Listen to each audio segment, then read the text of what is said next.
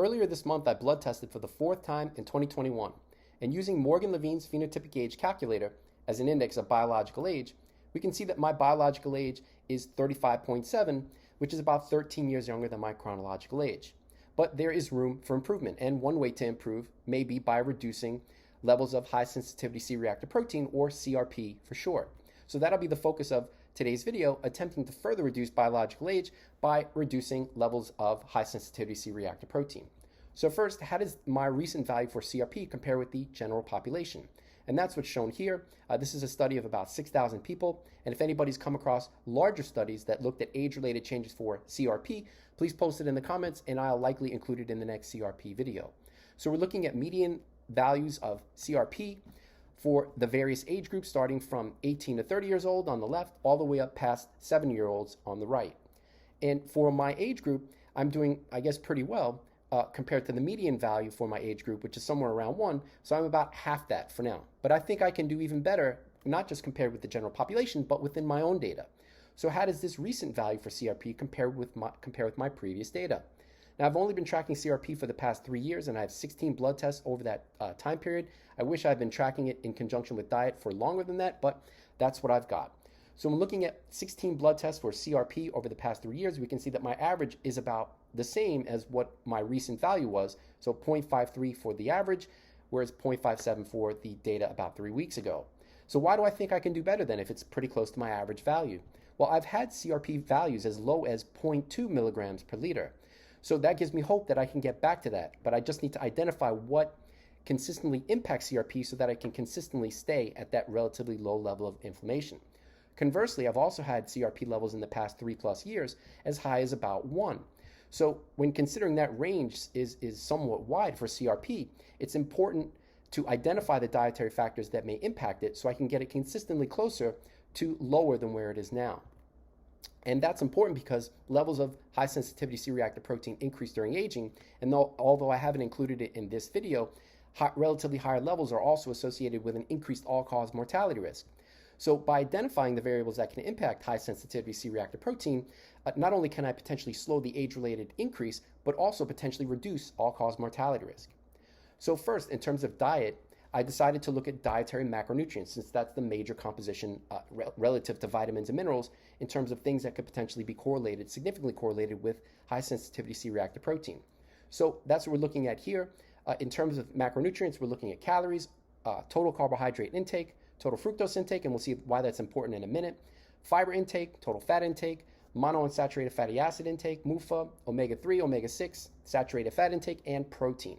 Now, for those who are new to the channel, I've been tracking my diet since 2015, weighing all my food and then logging all of that data and entering all of that data into an Excel file. When I say logging all that data, using an online tool, and then logging all of that data into an Excel file, and then looking at correlations between my diet with each corresponding blood test.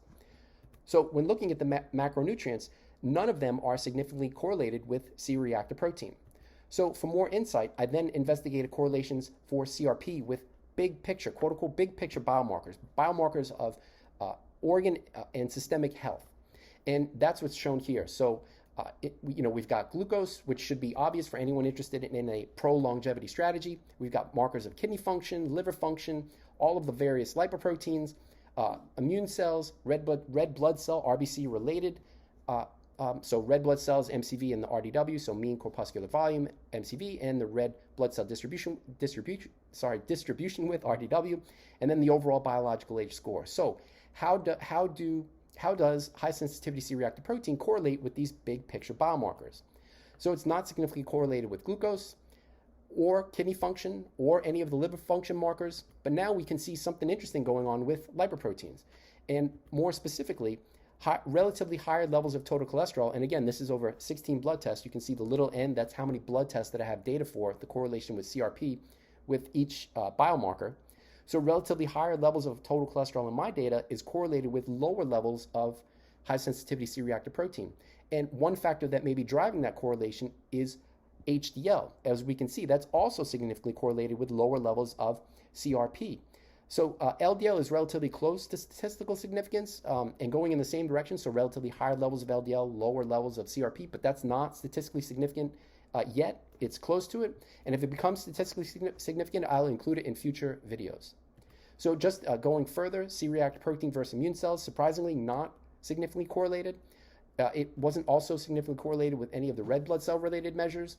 Not surprisingly, it's significantly correlated with an older phenoage, and that's not surprising because C-reactive protein is a component of phenoage. So higher CRP, higher phenoage, not a surprise. And then it's not significantly correlated with the aging.ai biological age. So let's take a closer look at the significant correlation for high sensitivity C-reactive protein with HDL, and that's what's shown here. So 16 blood tests for CRP versus HDL from June of 2018 through the September 2021 blood test. And first note that whereas my CRP range was also very wide, my range for HDL is also somewhat wide. So my HDL ranges from as low as 34 milligrams per deciliter all the way up to 56.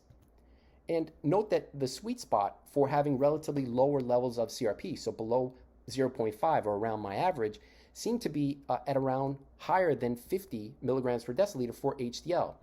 So if I can more consistently increase HDL to greater than 50, one would expect, if correlation can actually impose causation, we would expect that CRP should also be consistently reduced below 0.53. And with that in mind, what can impact, more specifically, which dietary factors can impact HDL? So for that, I go straight to back to the correlations. Dietary macronutrients, correlations for that with HDL. And first starting with what's not significant, so total calories, total fiber intake, monounsaturated fatty acids, omega-3, omega-6, and total protein intake are not significantly correlated with HDL. And note that I've been studying HDL or tracking it for a much longer time than CRP, so I have 32 blood tests, and I have dietary data for all of that period, starting from August of 2015 through September 2021. So what is significantly correlated with HDL here? And again, we can see now that total carbohydrate intake and total fructose intake, higher levels for that, are correlated with lower levels of HDL, significantly correlated. And also, close to significantly correlated are total fat intake and more specifically saturated fat intake. But because they aren't statistically significant yet, I won't focus the rest of this video on fat and saturated fat. That if they become statistically significant, I may include them in a future video. Now note that this may be, this to me suggests an indirect effect of carbohydrate and total fructose on HDL, and then HDL potentially impacting CRP. And the reason I think that is because total carbohydrate and total fructose intake was not significantly correlated with C-reactive protein, although it was relatively close with a p-value of about 0.09. Similarly, higher total and saturated fat were somewhat close to being significantly correlated with CRP, having p-values less than 0.15. So to me, that suggests an indirect effect, whereas diet can impact HDL and HDL can impact C-reactive protein rather than diet impacting C-reactive protein directly, at least in my data. Now also, last but not least, there is some data that dietary cholesterol can impact lipoproteins, including HDL. So I looked at that correlation, and as we can see, there isn't a significant correlation between how much dietary cholesterol that I eat with my circulating levels of HDL. So let's take a closer look at the correlation for total fructose with my HDL. And that's what's shown here. So again, I have a lot more data for HDL since I've been tracking that since 2015, whereas CRP I've only been tracking it since 2018. So this is data for 32 blood tests. And again, I've been tracking my diet since 2015, so I can correlate stuff in my diet with biomarkers. And that's what we're doing here for HDL versus fructose. So again, notice the variability for CRP, and I've also got variability for HDL. And one reason for that may be the variability in my fructose intake, which there is a relatively wide range. 71 grams per day to up to 128 grams per day for my average daily fructose intake. And again, note that a higher average daily fructose intake is correlated with lower HDL, which is going in the wrong direction.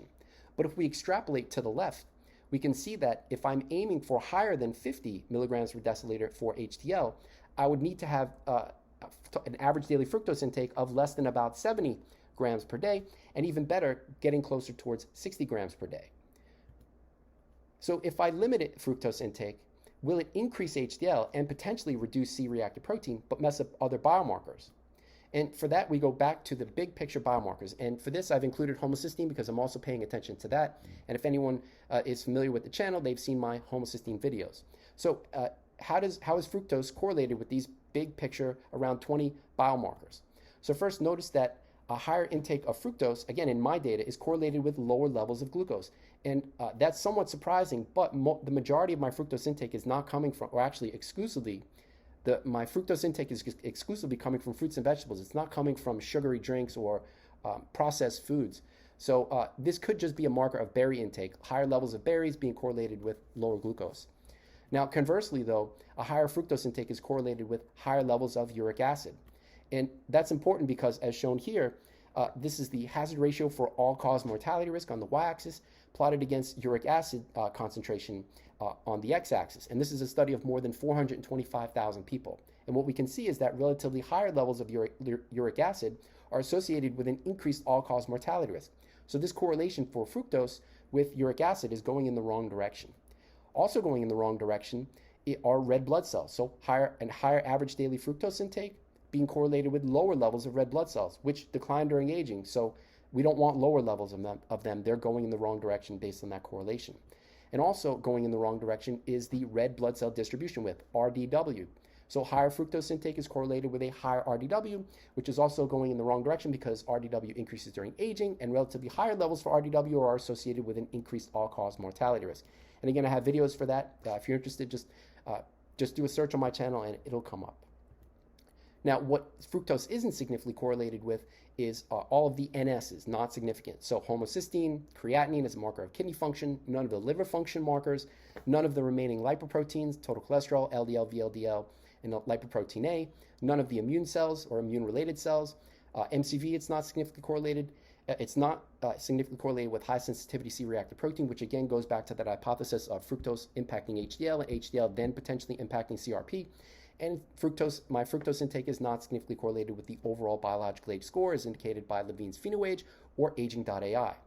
So with this in mind, the net correlative effect of dietary fructose, my dietary fructose intake, and maybe different for everybody else, on these big picture biomarkers is 1 going in the right direction, glucose, but 4 going in the wrong direction, including HDL, uric acid, red blood cells, and the RDW.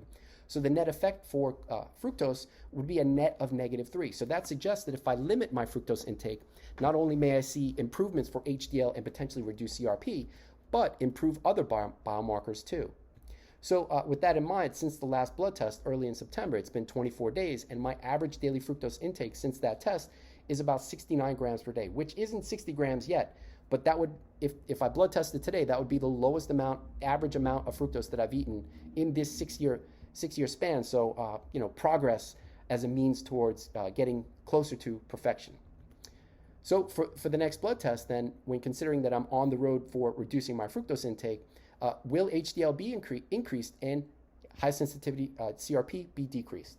All right, that's all for now. If you're interested in more info about my biohacking approach, my attempts to biohack aging, come join us on Patreon. And thanks for watching. I hope you enjoyed the video. Have a great day.